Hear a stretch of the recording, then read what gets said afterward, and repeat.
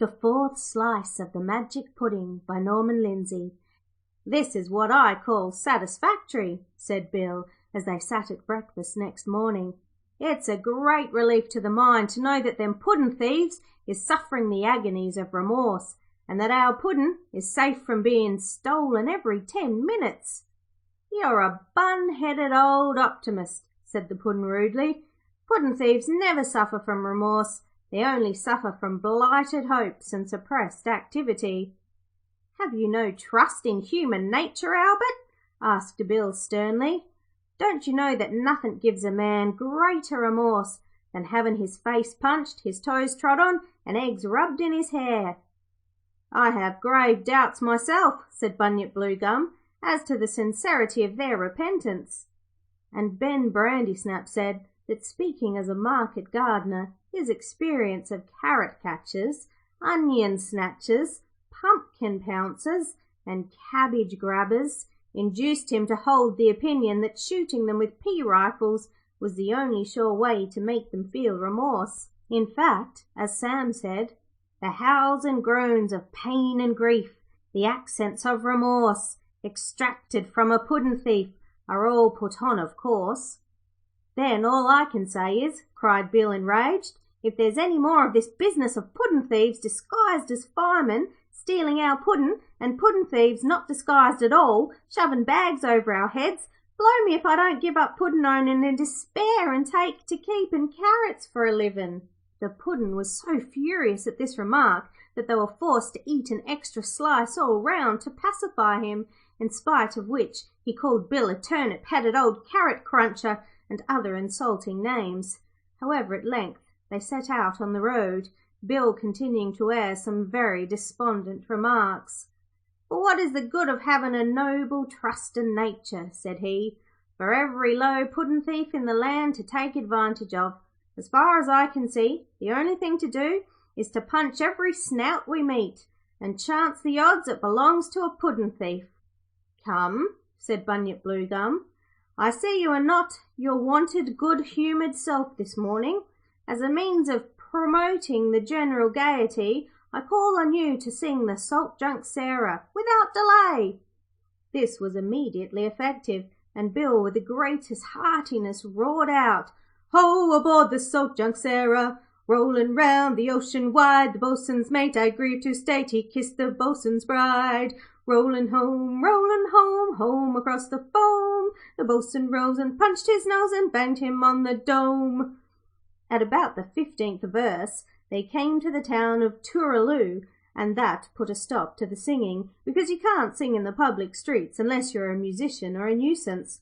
The town of Tooraloo is one of those dozing, snoozing, sausage-shaped places where all the people who aren't asleep are only half awake, and where dogs pass away their lives on the footpaths, and you fall over cows when taking your evening stroll. There was a surprise awaiting them at Tooraloo, for the moment they arrived, two persons in bell-toppers and long-tailed coats ran out from behind a fence and fell flat on their backs in the middle of the road, yelling, "Help! Help! Thieves and ruffians are at work." The travellers naturally stared with amazement at this peculiar conduct. The moment the persons in bell-toppers caught sight of them, they sprang up and, striking an attitude expressive of horror, shouted, "Behold the puddin' thieves!" "Behold the what?" exclaimed Bill. "Puddin' thieves," said one of the bell-toppers, "for well you know that dear Puddin' in your hand has been stolen from its parents and guardians, which is ourselves." And the other bell-topper added, "Deny it not, for with that dear Puddin' in your hand your guilt is manifest." "Well, if this ain't enough to dumbfound a codfish," exclaimed Bill. "Here's two total strangers, disguised as undertakers, actually accusing us of stealing our own Puddin'. Why, it's outside the bounds of comprehension." "It's enough to stagger the senses," said Sam. "It's enough to daze the mind with horror," said Bill. "Come, come," said the bell-toppers, "cease these expressions of amazement and hand over the stolen Puddin'." "What d'you mean," exclaimed Bill, "by calling this a stolen Puddin'? It's a respectable steak and kidney, apple dumplin', grand digestive Puddin', and any fellers in pot hats sayin' it's a stolen Puddin' is scoundrels of the deepest dye.' 'Never use such words to people wearing bell-toppers,' said one of the bell-toppers, and the other added, 'With that dear Puddin' gazin' up to heaven, how can you use such words?' 'All very fine, no doubt,' sneered Bill, 'but if you ain't scoundrels of the deepest dye, remove them hats and prove you ain't afraid to look us in the eye.' 'No, no,' said the first bell-topperer. 'No removing hats at present on account of sunstroke and colds in the head and doctor's orders. My doctor said to me only this morning, "Never remove your hat."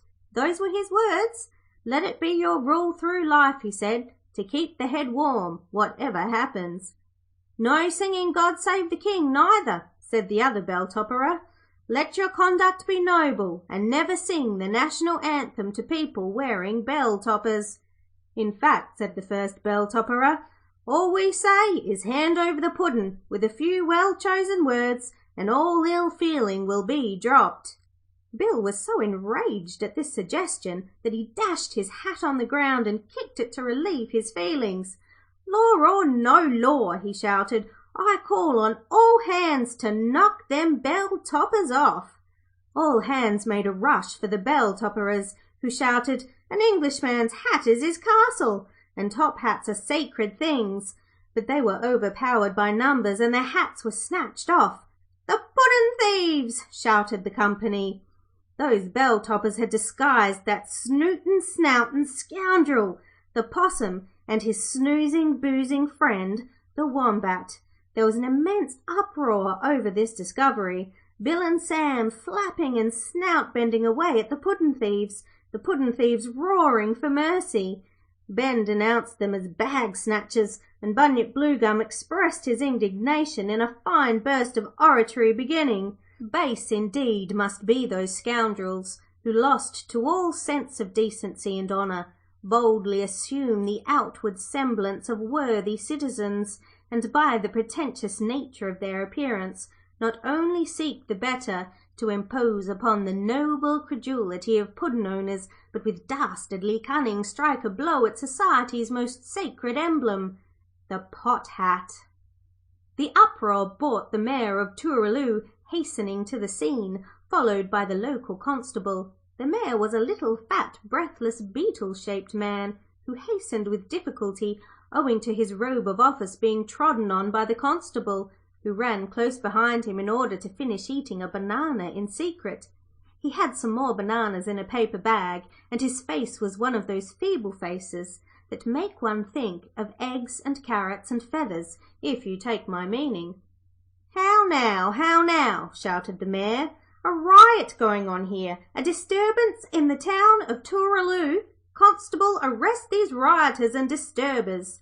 'Before going to extremes,' said the constable, in a tremulous voice, 'my advice to you is, read the Riot Act, and so have all the honour and glory of stopping the riot yourself.' 'Unfortunately,' said the Mayor, in the haste of departure, 'I forgot to bring the Riot Act, so there's nothing else for it. You must have all the honour and glory of quelling it.' 'The trouble is,' said the constable, 'that there are far too many rioters. One would have been quite sufficient. If there had been only one small, undersized rioter, I should have quelled him with the utmost severity.' 'Constable,' said the Mayor sternly, 'in the name of His Majesty the King, I call on you to arrest these rioters without delay.' 'Look here,' said Bill, 'you're labouring under an error. This ain't a riot at all. This is merely two puddin'-thieves getting a hidin' for trying to steal our puddin'.' 'Puddin'-thieves?' exclaimed the Mayor. 'Don't tell me that puddin'-thieves have come to Tooraloo.' 'It staggers me with pain and grief. I can't believe it's true, that we should have a puddin'-thief or two in Tooraloo. It is enough to make one dumb and very pale in hue to know that puddin'-thieves should come to sacred Tooraloo. The law's just anger must appear. Oh, seize these scoundrels who pollute the moral atmosphere of rural Tooraloo.' 'We protest against these cruel words,' said the Possum. 'We've been assaulted and battered and snout-bended by ruffians of the worst description.' 'How can your Worship say such things,' said the Wombat, 'and us a wearin' bell-toppers before your very eyes?' "If you've been assaulted and battered," said the Mayor, "we shall have to arrest the assaulters and batterers as well." "What's fair to one is fair to all," said the Constable. "You'll admit that, of course," he added to Bill. "I admit nothing of the sort," said Bill. "If you want to arrest anybody, do your duty and arrest these here puddin' snatchers. If you're an officer of the law, a constant felon catcher, then do not hesitate before a common puddin' snatcher. We call on you to arrest these assaulters and batterers of people wearing top hats," said the puddin' thieves. "Our innocence let all attest, we prove it by our hatter. It is your duty to arrest, not those in top hats of the best, but those who top hats batter." "It's very clear that somebody has to be arrested," said the Mayor. "I can't be put to the trouble of wearing my robes of office in public without somebody having to pay for it. I don't care whether you arrest the top hat batterers or the battered top hatters. All I say is, do your duty, whatever happens. So somebody, no matter who, you must arrest or rue it. As I'm the Mayor of Tooraloo, and you've the painful job to do it, I call on you to do it." "Very well," said the Constable peevishly, "as I've got to take all the responsibility, I'll settle the matter by arresting the Puddin'. As far as I can see, he's the ringleader in this disturbance." "You're a carrot-nosed poltroon," said the Puddin' loudly. "As for the Mayor, he's a sausage-shaped porous plaster," and he gave him a sharp pinch in the leg. "What a ferocious Puddin'," said the Mayor, turning as pale as a turnip officer. "Do your duty and arrest this dangerous felon before he perpetrates further sacrilegious acts." "That's all very well, you know," said the Constable, turning as pale as tripe, "but he might nip me." "I can't help that," cried the Mayor angrily. "At all costs I must be protected from danger. Do your duty and arrest this felon with your hat." The Constable looked round, gasped, and summoning all his courage, scooped up the Puddin' in his hat. "My word," he said breathlessly, "but that was a narrow squeak. I expected every moment to be my last." "Now we breathe more freely," said the Mayor, and led the way to the Tooraloo Court House. "If this isn't too bad," said Bill furiously. "Here we've had all the worry and trouble of fighting puddin' thieves night and day, and on top of it all, here's this Tooralooral tadpole of a Mayor shoving his nose into the business and arresting our Puddin' without rhyme or reason." As they had arrived at the Court House at that moment, Bill was forced to smother his resentment for the time being. There was nobody in court except the Judge and the Usher, who were seated on the bench having a quiet game of cards over a bottle of port. "Order in the court," shouted the Usher, as they all came crowding in, and the Judge, seeing the Constable carrying the pudding in his hat, said severely, "This won't do, you know. It's contempt of court, bringing your lunch here." "An it please you, my lord," said the Constable hurriedly, "this here Puddin' has been arrested for pinching the Mayor." "As a consequence of which, I see you've pinched the Puddin'," said the Judge facetiously. "Dear me, what spirits I am in to-day, to be sure." "The felon has an aroma most dangerously suggestive of beef gravy," said the Usher solemnly. "Beef gravy," said the Judge. "Now it seems to me that the aroma is much more subtly suggestive of steak and kidney." "Garnished, I think, with onions," said the Usher. "In order to settle this knotty point, just hand the felon up here a moment," said the Judge. "I don't suppose you've got a knife about you?" he asked. "I've got a paper knife," said the Usher, and the Puddin' having been handed up to the bench, the Judge and the Usher cut a slice each and had another glass of port. Bill was naturally enraged at seeing total strangers eat in Puddin' owners' private property, and he called out loudly, "Common justice and the lawful rights of Puddin' owners." "Silence in the court while the Judge is eating," shouted the Usher, and the Judge said severely, "I really think you ought to see I'm taking food, so silence in the court. I'm also taking port. If you intrude in manner rude, a lesson you'll be taught." "An it please your lordship," said the Mayor, pointing to Bill, "this person is a brutal assaulter of people wearing top hats." "No insult," said Bill, and he gave the Mayor a slap in the face. The Mayor went as pale as cheese, and the Usher called out, "No face slapping while the Judge is dining," and the Judge said angrily, "It's really far from nice, as you ought to be aware, while I am chewing a slice, to have you slapping the Mayor. If I have to complain of you again, I'll commit you in a trice. You'd better take my advice. Don't let me warn you twice.'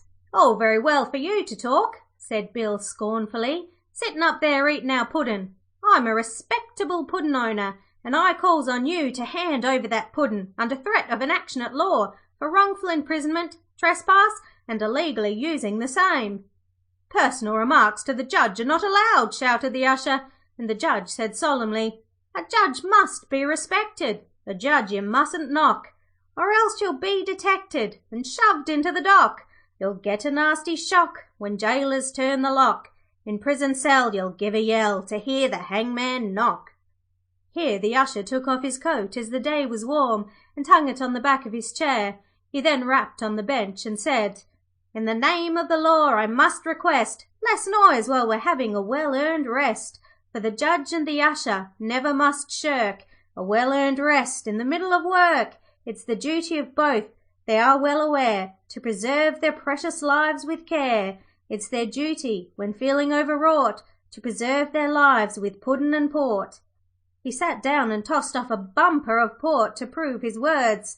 'Your deal, I think,' said the Judge, and they went on sipping and munching and dealing out cards at this. Bill gave way to despair. 'What on earth's to be done?' he asked.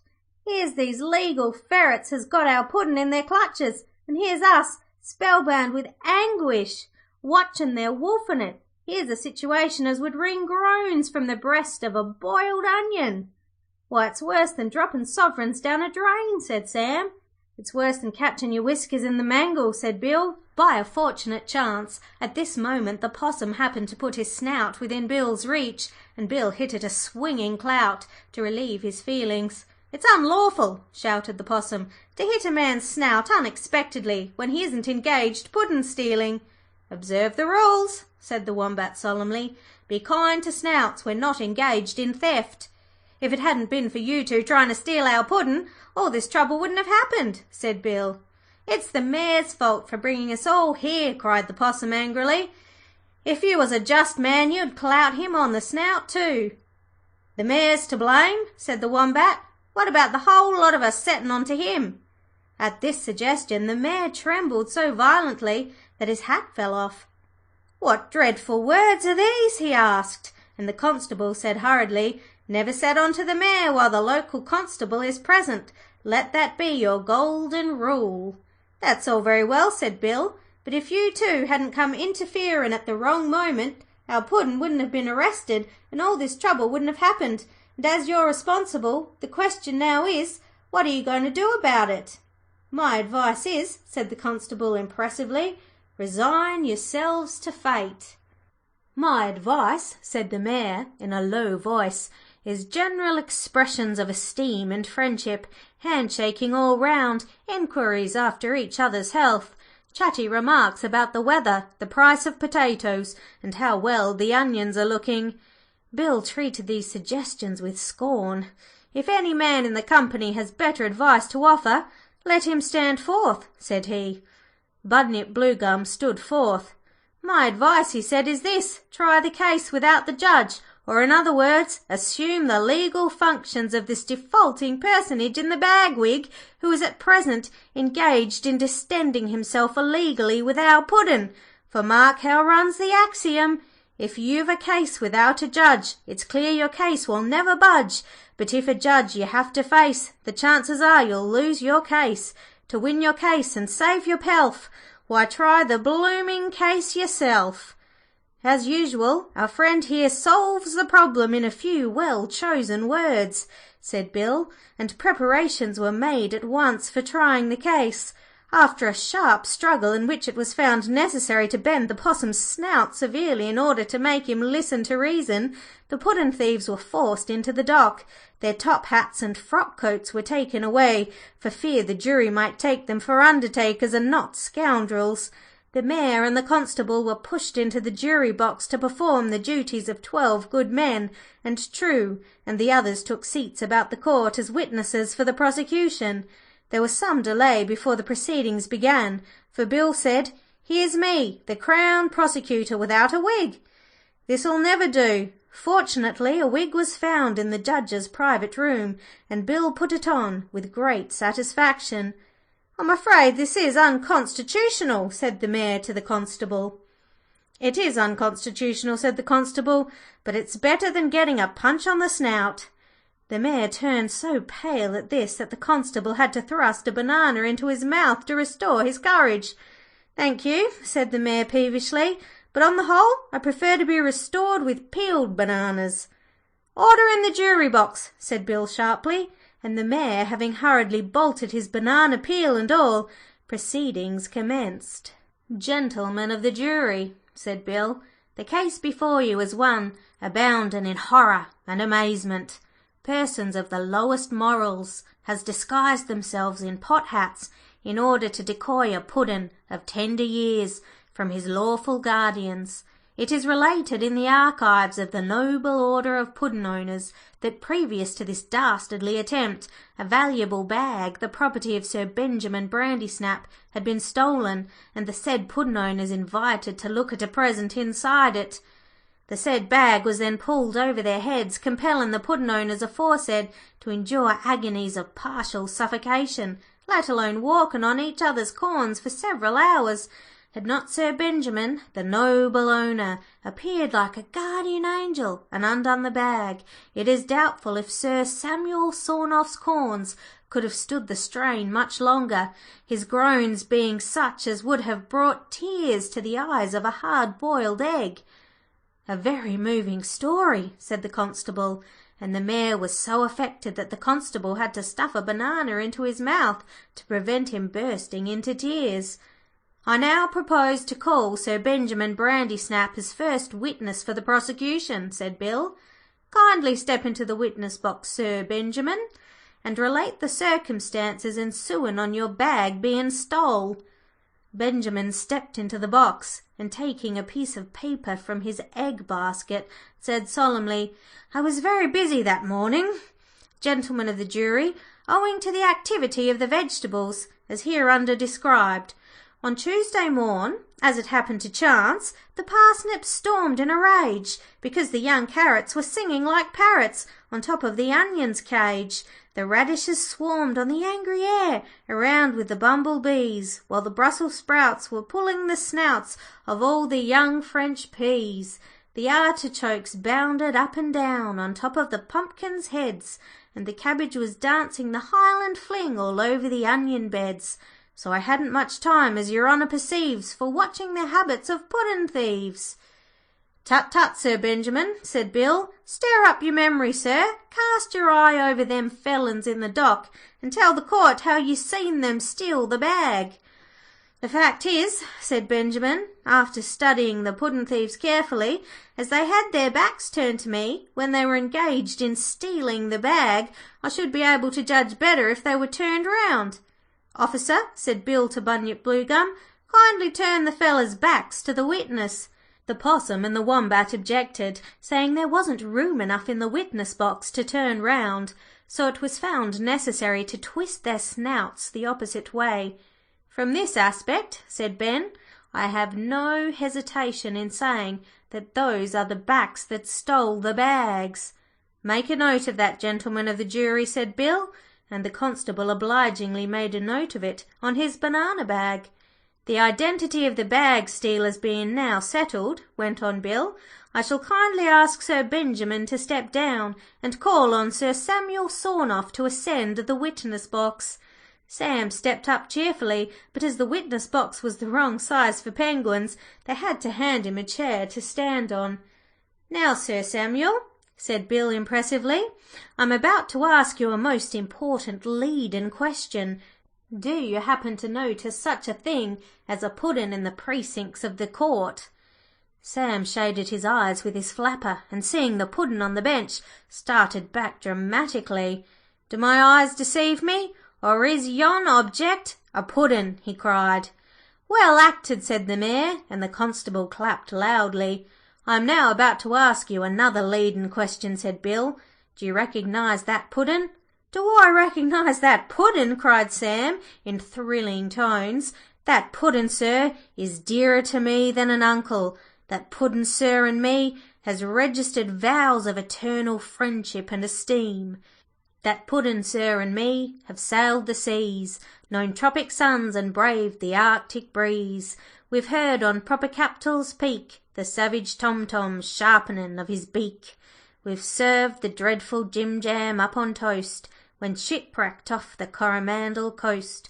And when we heard the frightful Bim-Bam rave, have plunged beneath the Salonican wave. We've delved for bulbuls' eggs on coral strands, and chased the Pompeian in distant lands. That Puddin', sir, and me has back to back withstood the fearful Rumpty-Tums attack, and swum the Indian Ocean for our lives, pursued by oysters armed with oyster knives. Let me say, sir, these adventures cloy, I've known that Puddin' since he were a boy.' 'All lies,' sang out the Puddin', looking over the rim of his basin, 'for well you know that you and old Bill Barnacle collared me off curry and rice after rolling him off the iceberg.' 'Albert,' said Bill sternly, 'where's your manners interrupting Sir Samuel in that rude way, and him a performin' like an actor for your deliverance?' 'How much longer do you expect me to stay up here being guzzled by these legal land crabs?' demanded the Puddin'. 'You shall stay there, Albert, till the case is well and truly tried by these here noble peers of the realm assembled,' said Bill impressively. 'Too much style about you,' said the Puddin' rudely, and he threw the judge's glass of port into Bill's face, remarking, 'Take that for being a pumpkin-headed old shellback.' There was a great uproar over this very illegal act. The judge was enraged at losing his port, and the Mayor was filled with horror because Bill wiped his face on the mayoral hat. Sam had to feign amazement at being called a liar, and the puddin' thieves kept shouting, 'Time, we can't stand here all day.' In desperation, Bill bawled at the top of his voice, 'I call on Detective Bluegum to restore order in the court.' Bunyip ran into the witness box and with a steady wit shouted, 'I have dreadful news to impart to this honourable court.' All eyes, of course, turned on Bunyip, who, raising his hand with an impressive gesture, said in thrilling tones, 'From information received, it has been discovered that the Puddin' was poisoned at 10:30 this morning.' This news restored order at once. The judge turned pale as lard, and the usher, having a darker complexion, turned as pale as soap. The Puddin' couldn't turn pale, so he let out a howl of terror. 'Poisoned?' said the usher, feebly. 'How?' 'Poisoned,' said the judge, feeling his stomach with trembling hands. 'Until this moment I was under the delusion that a somewhat unpleasant sensation of being, as it were, distended was merely due to having eaten 7 slices. But if,' said the usher in a quavering voice, 'if you take a poisoned puddin' and that poisoned puddin' chew, the sensations that you suffer, I should rather say, were due to the poison in the puddin' in the act of poisoning you. And I think the fact suffices. Through this dreadfulest of crimes, as you've eaten 7 slices, you've been poisoned 7 times.' 'It was your idea having it up on the bench,' said the judge angrily to the usher. 'Now, if what you say is true, that idea you'll sadly rue. The poison I have eaten is entirely due to you. It's by taking your advice that I've had my 7th slice. So I'll tell you what I'll do, why I'll beat you black and blue.' And with that he hit the usher a smart crack on the head with a port bottle. 'Don't strike a poisoned man,' shouted the usher, but the judge went on smacking and cracking him with the bottle, singing, 'The emotion of pity need never be sought in a judge who's been poisoned by puddin' and port.' In desperation the usher leapt off the bench and landed head first in the dock, where he stuck like a sardine. 'Too bad,' shouted the puddin' thieves, 'crowdin' in here where there's only room for 2. Before they could get rid of the usher, the judge bounded over the bench and commenced whacking them with the bottle, singing, 'As I find great satisfaction hitting anybody who can offer that distraction while I have a go at you.' And he went on bounding and whacking away with the bottle while the puddin' thieves kept roaring and the usher kept screaming. The uproar was deafening. Just listen to it,' said Bill in despair. 'I'd like to know how on earth we're going to finish the case with all this umpty-doodle rumpus going on.' 'Why,' said Bunyip, 'the simpler course is not to finish the case at all.' 'Solved as usual,' said Bill, and seizing the Puddin' from the bench, he dashed out of court, followed by Sam, Ben and Bunyip Bluegum.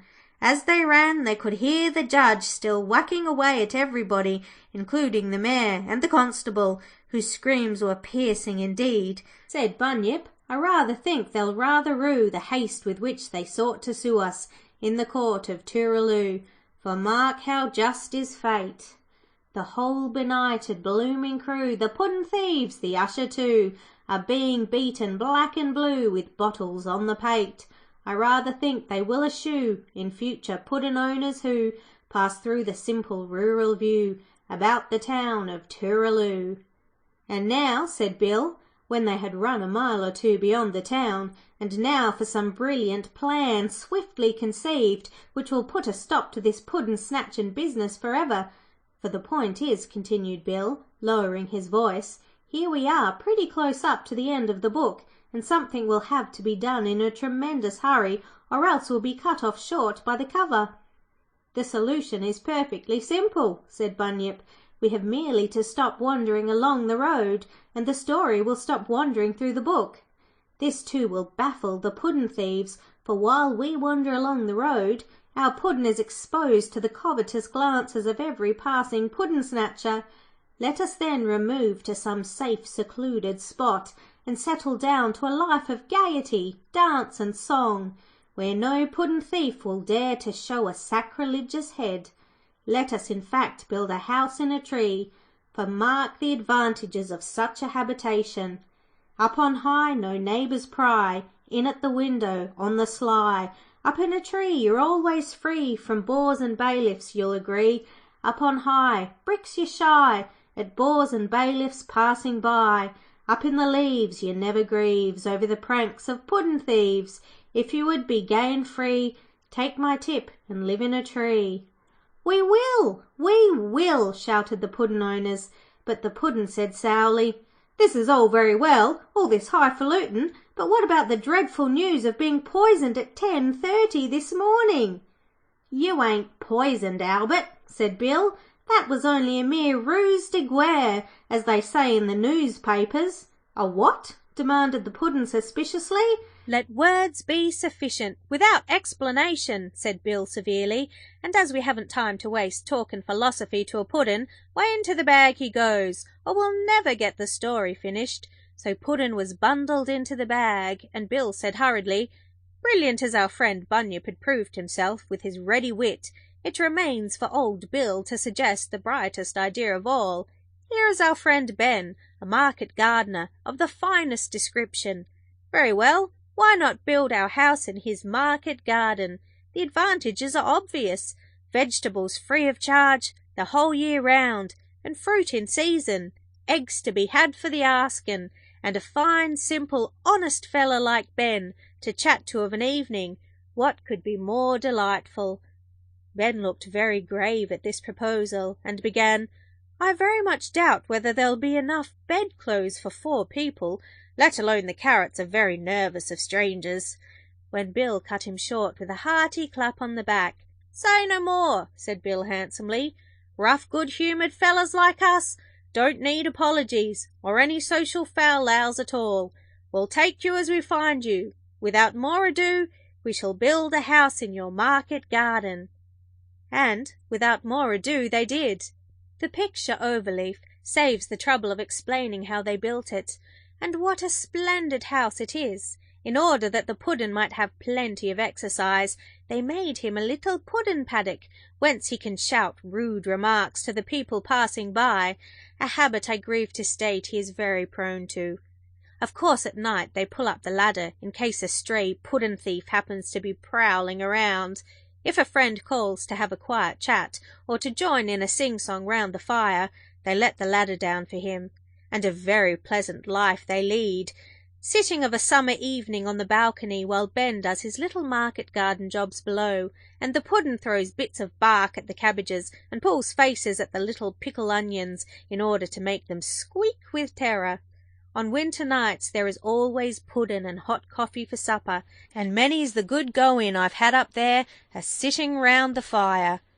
I didn't mean to let on that I knew their address, on account of so many people wanting to have a go at the puddin'. However, it's out now. When the wind blows and the rain comes down, it's jolly sitting up aloft in the snug tree-house, especially when old Bill is in good form and gives us the Salt Junk Sarah, with all hands joining in the chorus. Oh, rolling round the ocean from a far and foreign land may suit the common notion that a sailor's life is grand, but as for me I'd sooner be a-roaring here at home about the rolling, roaring life of them that sails the foam. For the homeward bounder's chorus, which he roars across the foam, is all about chucking a sailor's life and settling down at home, home, home, home. That's the song of them that roam, the song of the roaring, rolling sea, is all about rolling home. End of The Magic Pudding by Norman Lindsay.